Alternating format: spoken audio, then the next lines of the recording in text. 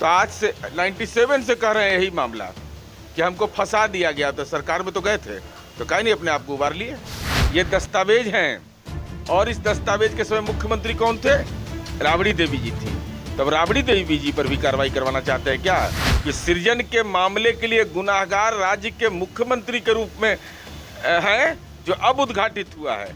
शुरुआत मोहनीश काफी के कार्यकाल से हुआ, तो उस समय तो राज्य के मुख्यमंत्री कौन थी? तो अगर संविधान पर भरोसा है, लोकतंत्र में भरोसा है, तो कार्यपालिका पर, विधायिका पर और न्यायपालिका पर भरोसा क्यों नहीं? क्योंकि लालू जी की यह समझ थी कि हमको अपने परिवार के कैद खाने में राजनीति को कैद रखना है।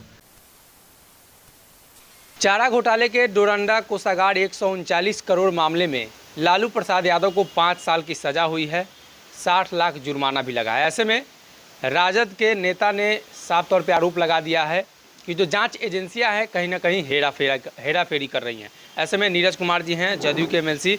नीरज जी, जगदानंद सिंह की बात करें तो सबसे पहले उन्होंने आरोप लगा दिया कि मुख्यमंत्री नीतीश कुमार की मिलीभगत है इसमें। 1997 से लालू जी की जेल यात्रा प्रारंभ होती है और केंद्र में पावरफुल मिनिस्टर बनने का दावा भी किया कि रेल मंत्री के रूप में हमने प्रॉफिट भी बहुत दिया रेल मंत्रालय को। हालांकि प्रॉफिट के रूप में राजनीति में मिला IRCTC घोटाला। तो हम यही जानना चाहते हैं उनसे कि भाई माननीय शिवानंद तिवारी जी तो आपके दल के अंदर मौजूद है, याचिकाकर्ता हैं, उनको सारे तथ्यों की जानकारी है कि कैसे याचिका दाखिल किया गया, क्या क्या हुआ, कैसे तथ्य साक्ष्य जुटाए गए, उसके एक महत्वपूर्ण अंग रहे हैं। तो उनसे जानकारी ले लीजिए। और संवैधानिक संस्थाओं के प्रति जो दुराग्रह का भाव सुविधा के अनुसार आपका होता है, मुजफ्फरपुर में जब वो घटना होती है तो CBI जांच कराओ। दूसरे जगहों पर घटना होती है, राज्य पुलिस सक्षम नहीं है, CBI जांच कराओ। और जब CBI जांच करती है पशुपालन घोटाला का, और ये जान लीजिए लालू जी LLB ग्रेजुएट हैं, पटना विश्वविद्यालय से LLB उन्होंने पास किया है, तो स्वाभाविक लॉ ग्रेजुएट थे, राज्य के मुख्यमंत्री थे, तो संचिका पर सिग्नेचर तो उन्होंने किया। वो तो उस समय कोई आउटसोर्सिंग नहीं हुआ था कि कोई दूसरा कोई सिग्नेचर कर देगा। तो जांच हुई और जांच माननीय उच्च न्यायालय पटना के निगरानी में हुआ।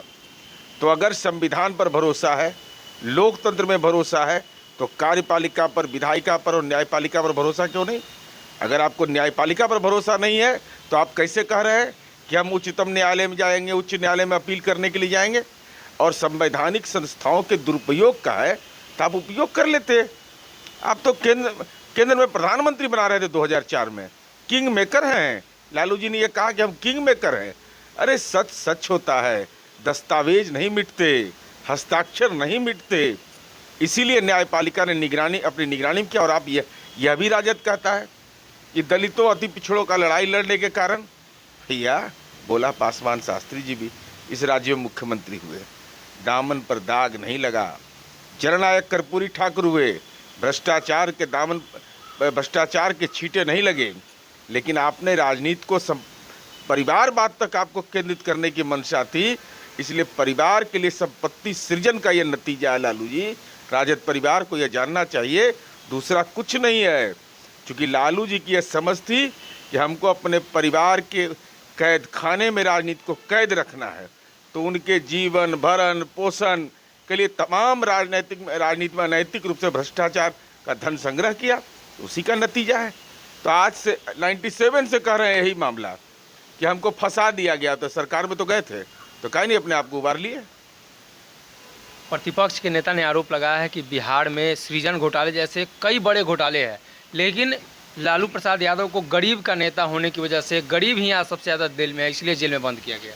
यही तो उनसे हम ही पूछ रहे हैं कि भोला पासवान शास्त्री जी क्या थे, जाके देख लीजिए उनके घर में क्या है। और आप फार्म हाउस में रहने वाले नेता लोग हैं। जननायक कर्पूरी ठाकुर का घर जाकर देख लीजिए, वो भी तो पिछड़े थे, दलित थे। तो उनको वो तो मकान नहीं बनाए, फार्म हाउस नहीं बनाए, मॉल नहीं बनाया।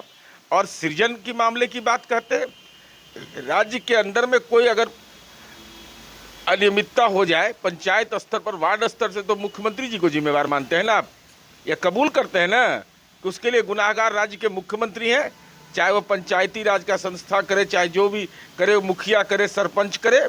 तो राज्य के मुख्यमंत्री तो 2003 में कौन थी? माननीय राबड़ी देवी जी थी मुख्यमंत्री। और उस समय ये वित्तीय अनियमितता सृजन का मामला आपने नहीं उद्घाटित किया, हमारी सरकार को जानकारी मिली और हम लोगों ने इसकी जांच करवाई। तो सृजन की जो वित्तीय अनियमितता की शुरुआत हुई थी, सृजन महिला विकास सहयोग समिति में सरकारी और गैर सरकारी राशि जमा करने के संबंध में 18/10/2003 ये दस्तावेज हैं। और इस दस्तावेज के समय मुख्यमंत्री कौन थे? राबड़ी देवी जी थी। तब राबड़ी देवी जी पर भी कार्रवाई करवाना चाहते हैं क्या? अरे भाई, ये वित्तीय अनियमितता का मामला कोई एनजीओ टाइप की संस्था ने किया, जिसको कि कनिष्ठ प्रखंड विकास पदाधिकारी, ग्रामीण विकास अभिकरण, पंचायत समिति सदस्य एवं गैर सरकारी संस्थान भागलपुर जिला, ये जिलाधिकारी भागलपुर का पत्र है।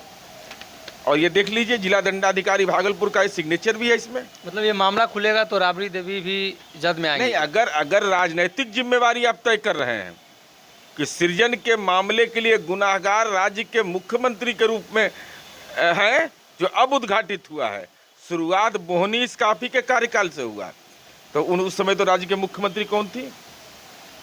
ये क्या कुतर्क देते हैं इस ढंग का? अरे भाई, सच को कबूल करिए ना। आप एक तरफ बोलते हैं कि फला घटना में सीबीआई की जांच हो जाए, और जब आपके पिताजी के मामले में सीबीआई की जांच होती है तो कहते हैं फंसा दिया गया। आप कहते हैं कि हम दलित अति पिछड़ों की लड़ाई लड़ने का दावा करते हैं, इसके चलते फंसाया गया।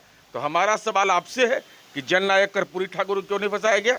भोला पासवान शास्त्री जी पर क्यों दाग नहीं लगा? क्यों इन लोगों ने, क्या इन दोनों नेताओं ने संपत्ति सृजन किया? नहीं किया तो वो आज सार्वजनिक जीवन में सम्मान का विषय होता है। और आपने मॉल बनाया, संपत्ति बनाया, खेत लिखवाया, जमीन लिखवाया, तो उसका नतीजा है ना। और खुद LLB ग्रेजुएट होकर करके आपने खुद अपने हाथ से सिग्नेचर किया है, और न्यायपालिका ने आपको सजा मुकर्रर किया है। जनता तो 24 नवंबर 2005 को ही सजा मुकर्रर कर दिया आपको। अब तो न्यायपालिका, अभी तो IRCTC से बचा हुआ है ना, तो 25,000 करोड़ का मामला है, वो भी चार्जशीट हो गया है, उसका भी सुनवाई होगा, उसके नतीजे भी न्यायपालिका के रूप से आएंगे।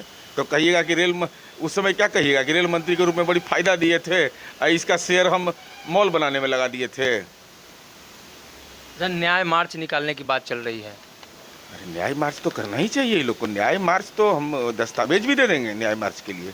किन किन पिछड़े लोगों का, अल्पसंख्यक लोगों का, अति पिछड़ा का नौकरी के नाम पर जो ज़मीन लिखवाया गया, जाके दस्तावेज चरणों में समर्पित करिए कि हमारे पिता ने गुनाह कर दिया था, गलती हमसे हो गया, तो हम आपको ला करके दे रहे हैं, हम लोग के नाम से संपत्ति खरीदा गया, दाखिल खारिज भी बहुत का नहीं हुआ है, इस सब लौटा दीजिए, यही न्याय है। इससे बड़ा न्याय कुछ नहीं होगा। ईश्वर के घर से भी न्याय मिलेगा कि जिन गरीबों का रोजगार के नाम पर ज़मीन लिखवा लिया गया, उनके परिजन के चरणों में जाकर समर्पित कर देंगे कि ये गुनाह का दस्तावेज है, ये हमें कबूल नहीं। तो हमारे साथ नीरज कुमार जी थे, जिन्होंने लालू प्रसाद यादव के सज़ा को लेकर और प्रतिपक्ष के नेता जिन्होंने आरोप लगाया है, उनके आरोपों का जवाब दिया है।